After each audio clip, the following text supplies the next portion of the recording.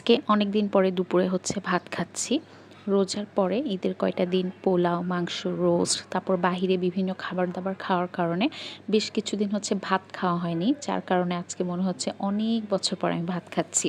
আর ভাতের সাথে ছিল পুকুরের তাজা তেলাপিয়া মাছ। আমি হচ্ছে ঢাকার বাজারের তেলাপিয়া মাছটা খাই না, চাষের মাছ হওয়ার কারণে, কিন্তু এটা হচ্ছে গ্রামের মাছ ছিল দেখে হচ্ছে একদম তাজা তাজা, যার কারণে হচ্ছে খাচ্ছি। একদম মাছটা খুব সুন্দর করে ভাজা ছিল, পেঁয়াজ তারপরে কাঁচামরিচ দিয়ে। আর সাথে ছিল আমার নিজের হাতে রান্না করা ডালটা আমি যখন রান্না করি সবসময় হচ্ছে আমি একটু ভুনা ডাল রান্না করি, আর সাথে আমি সবসময় হচ্ছে শুকনা মরিচ দিই। তো আমি মাছ ভাজি যখন খাই তখন হচ্ছে আমি একটু মাছ ভাজি নিই, তারপরে একটু ডাল নিই, সেটা একটু করে মাখাই। আর যদি ডালে শুকনা মরিচ দিই, সেই শুকনা মরিচটা একটু ভেঙে যে গ্রাসটা নেই সেই গ্রাসটার মধ্যে দিয়ে হচ্ছে মুখে দিই। এটা স্বাদ আসলে বোঝানো যাবে না, এটা যে কত মজা। সাথে যদি একটু লেবু চিপে নেওয়া যায়, লেবু আমি চিপছিলাম, এটা আমি আসলে ক্লিপে নিয়ে নিই, অসাধারণ অমৃত।